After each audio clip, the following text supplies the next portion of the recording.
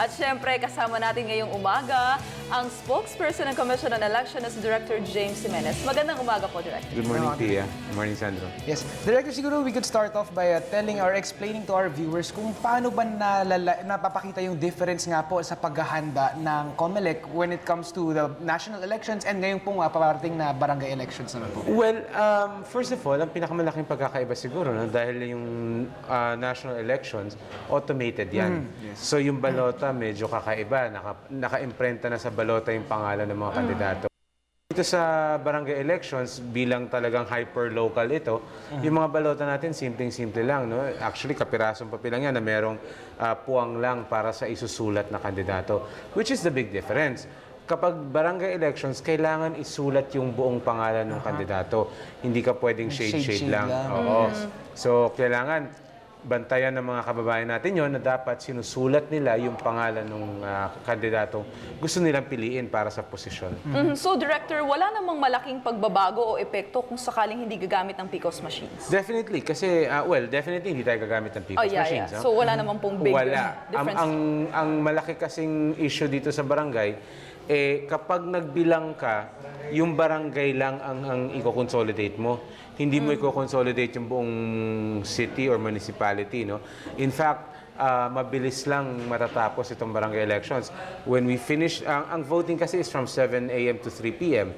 So after 3 p.m., sabi mo na magsara yan mga alas 4 kasi may mga straggler pa. But definitely, within the same day, magsa-start ng bilangan, matapos yan pagdating ng gabi. Yes. And sir, sinasabi po nila na mas prone daw po sa mga flying voters itong elections as compared to those na PCOS na ginagamit. Hindi naman, kasi yung voting lang yan. Yes. Hiwalay yan doon sa usaping pag-identify ng botante. Ang flying voter is really an issue na nakakonect doon sa pag-identify mo ng botante. Na hindi siya taga-presintong ito, taga doon siya or bumoto na siya dati. So, walang malaking pagkakaiba. Siguro ang sinasabi nila, mas atat ang tao mag-flying voting.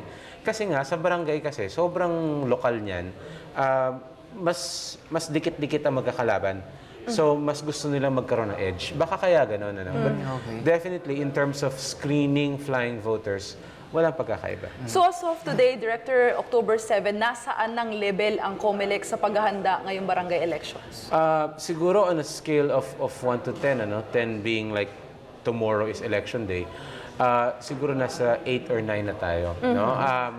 Katunayan, sa ngayon, 2 na lang ang ginagawa natin. We're wrapping up final printing for ballots closer to Metro Manila, and then we're looking forward to the start of delivery.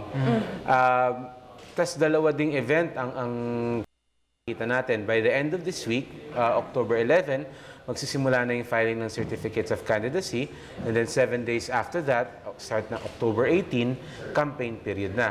And then after 10 days, election na. So really, really very close. Sir, with regards to training naman po sa mga teachers po na nagfa-facilitate ng elections, kasi alam naman po natin nung national elections, so may ibang training kasi pati sa pag-operate ng mga PCOS machines and pati yung may mga technicians pa. Ngayon naman pong manual, anong pong klaseng training ang pinoprovide ng COMELEC para sa ating mga teachers? Well, meron tayong video training materials na bagong-bago kung saan ine-emphasize natin yung tinatawag nating rules of appreciation.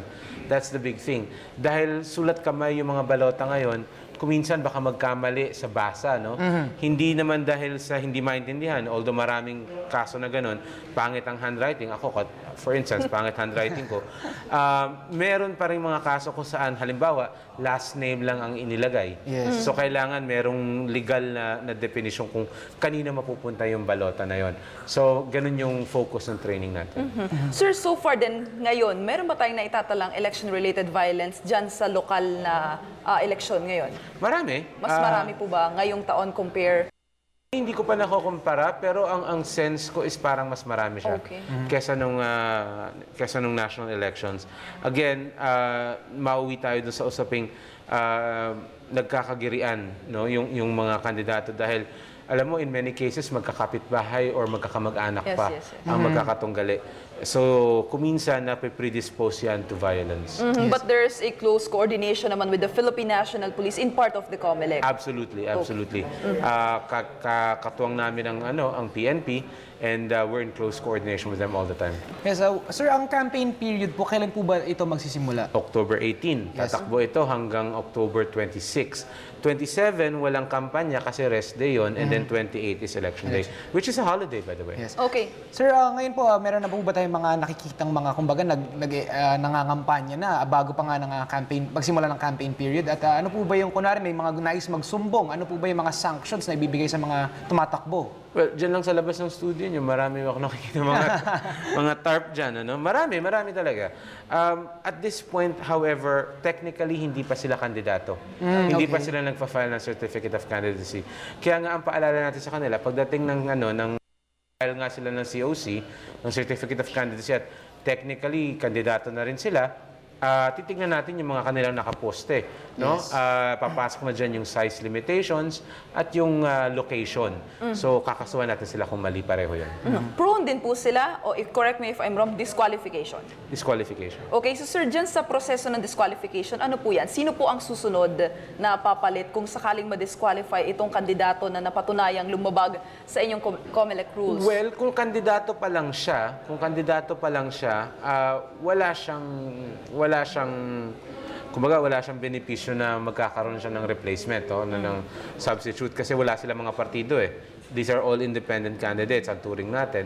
Pero pag nanalo na yung kandidato at naproklama na siya, tapos na-disqualify siya, let's say he's the barangay chairman, ang papalit sa kanya yung first kagawad. Ibig lang sabihin, ang susundin natin yung order of succession, hindi yung second placer. Okay. Ito po, sir, alam naman po natin na kumbaga, recently may issue nga tungkol sa overspending sa campaign. Para naman po dito sa mga barangay elections, ano po ba yung, kumbaga, yung budget ng, na pwede nilang gastusin para sa kanilang mga kampanya? Well, dahil sila ay independent candidates ang turing, ang kanilang spending limit ay 5 pesos per voter. Per voter, okay. Ngayon po ba, parang natatrack na po ba natin kung magkano ang nailalabas nila or wala pa po dahil hindi Sa ngayon, wala pa kasi hindi pa sila kandidato and wala pang campaign. Panghuling tanong na lang po, Sige ba? Director. Meron tayong mga ilang politiko na na-disqualify na. Kasama dyan si Governor E.R. Ejercito. Meron pa po bang susunod sa listahan ng COMELEC? Medyo marami pa. Okay. Pero hindi mo naman mag-usapan dahil siyempre binubuo pa yung kaso, but definitely we're investigating a lot of people and there will be some more disqualifications. Yes. So talagang babantayan natin ang mga updates na yun mula sa COMELEC. Sir, huling mensahe na lang po para nais nyo iparating sa ating mga manonood ngayong umaga tungkol sa pagboto sa barangay elections. Okay, paalala ko lang po ang ating final certificates of candidacy ay October 11 to 17. Ang campaign period ay 18 to 26. Para sa mga sa mga botante, huwag niyo kakalimutan, sulat kamay po ang ating mga balota ngayon. So kailangan mag-ingat tayo na masulat natin ng malinaw ang buong pangalan ng ating mga pinipili para sa posisyon. All right, maraming salamat sa inyo. Thank you, Director. Ngayong umaga. That's Director James Jimenez, ang spokesperson ng COMELEC. Thank you, sir. Thank you.